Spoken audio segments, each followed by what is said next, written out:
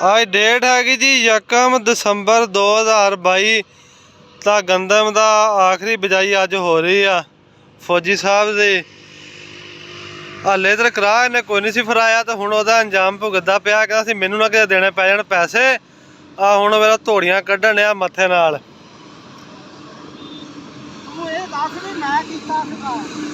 ਮੈਂ ਕੀਤਾ ਸੀ ਪਾਣੀ ਵੀ ਲੱਗਾ ਦੂਸਰੀ ਫਸਲ ਬੀਜਣਾ ਸੁਹਾਗੇ ਨਾਲ ਇਹਨੇ ਐਵੇਂ ਕੀਤਾ ਖਰਾਬ।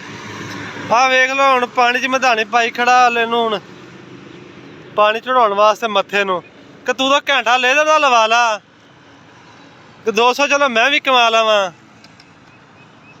ये आखिरी बिजाई हो रही जी सीजन है सीजन दी मेरे इलाके दे विच फोटाबास दे एरिया दे विच 1 दसंबर 2022।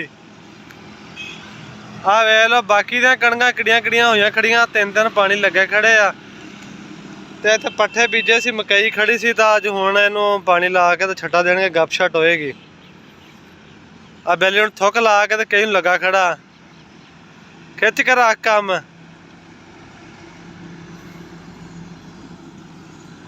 ਵੇ ਹੁਣ ਪਾਣੀ ਨੱਸਾ ਨਾ ਤਾਂ ਪਿੱਛੋਂ ਪਾਣੀ ਜਿਹੜਾ ਲਿਆਉਣਾ ਸੀ ਨਾ ਉਹਦੇ ਨਾਲੋਂ ਬਿਹਤਰ ਟਾਈਮ ਛੱਟਾ ਵੀ ਆ ਜਾਏਗਾ।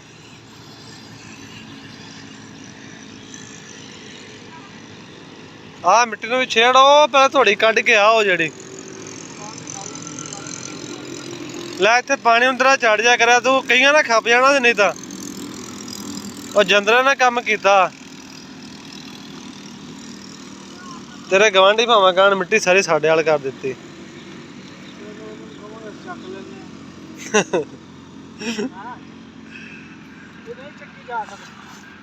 ਬਸ ਹੁਣ ਇਹਦਾ ਕੀ ਬਸ ਠੀਕ ਆ ਮੱਥਾ ਟਾਇਟ ਹੋ ਗਿਆ।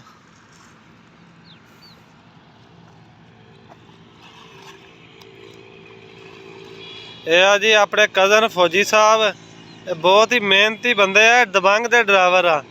ਫੌਜੀ ਦਬੰਗ ਦੀ ਚਾਸ ਹੈਗੀ ਕਿ ਨਹੀਂ ਹੈ ਗੁਜ਼ਾਰਾ ਕਿਦਾ ਸਹੀ ਦਿਲ ਦੀ ਗੱਲ ਦੱਸੀ ਤੂੰ ਇੰਨੀ ਦੇਰ ਦਾ ਚਲਾਉਂਦਾ ਗੁਜ਼ਾਰਾ ਕਿਹੜੇ ਸਾਲਾਂ ਤੂੰ ਕਹਿੰਦਾ ਜ਼ੋਰ ਵਾਈ ਤੇ ਤਕੜਾ ਟਰੈਕਟਰ ਤੇ ਮੈਂ ਮੰਨਦਾ ਬਾਕੀ ਕੰਮ ਵਾਈਜ਼ ਪੁੱਛਦਾ ਮੇਨਟੇਨੈਂਸ ਕਿੰਨੀ ਕੱਢਦਾ। ਮੇਨਟੇਨੈਂਸ ਫ੍ਰੀ ਆ ਤੈਨੂੰ ਅੱਜ ਤੇਰੇ ਧੋਖਾ ਨਹੀਂ ਦਿੱਤਾ ਬੇਵਫਾਈ ਤਾਂ ਨਹੀਂ ਕੀਤੀ ਉਹਨੇ। ਜ਼ੋਰ ਵਾਈ ਤੇ 85 ਨੂੰ ਖੱਲਾ ਮਾਰਦਾ ਇਸ ਗੱਲ ਵਿੱਚ ਕੋਈ ਸ਼ੱਕ ਨਹੀਂ। ਇਹ ਤੈਨੂੰ ਪਹਾੜ ਨਜ਼ਰ ਆ ਰਿਹਾ ਤੇਰਾ ਪਹਾੜ ਅੱਲਾ ਕਿਤਾ ਖਤਮ ਕਰ ਦਿੱਤਾ ਆਪਾਂ।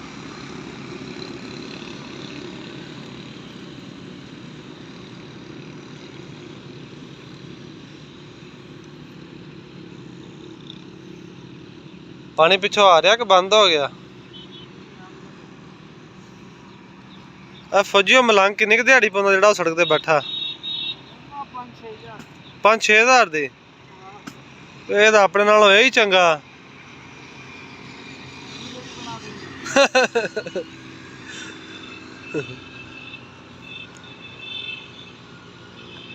ਇੱਥੇ ਕਣਕ ਬੀਜ ਆਉਣ ਲੱਗੀ ਆ ਜੀ ਪਾਣੀ ਲੱਗ ਗਿਆ ਉਹਨਾਂ ਨੂੰ ਜਾਏਗਾ ਛੱਟਾ ਥੱਲੇ DAP ਦਾ ਇੱਕ ਥੈਲਾ ਸੱਟ ਛੱਡਿਆ ਵੀਗਮ ਥੈਲਾ ਛੱਡਿਆ ਇਹ ਲੇਟ ਬੀਜਿਆ ਨਾ ਤੇ ਇੱਕ ਥੈਲਾ ਪੂਰਾ ਹੀ ਛੱਡ ਦਿੱਤਾ ਨਾਲ DAP ਹੁਣ ਸਸਤੀ ਹੋ ਗਈ ਆ ਨਾ। ਫੌਜੀ ਪਰੇ ਛੱਡ ਪਰਲੇ ਪਾਸੇ ਨੂੰ और रहन दे नीवे की टेंशन ना लै इधर नूं समा मुड़ के पानी मत्थे लग जा करेगा वो परे नूं घवा के मार दे बहुत आउण डई आ।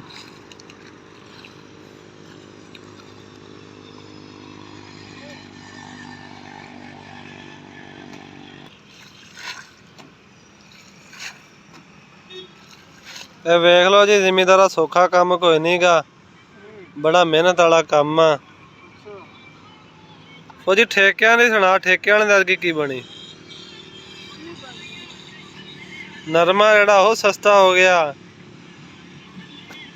ਜਿਨ੍ਹਾਂ ਨੇ ਠੇਕੇ ਲਾ ਲਿਆ ਉਹ ਤਾਂ ਰੋ ਰਹੇ ਆ।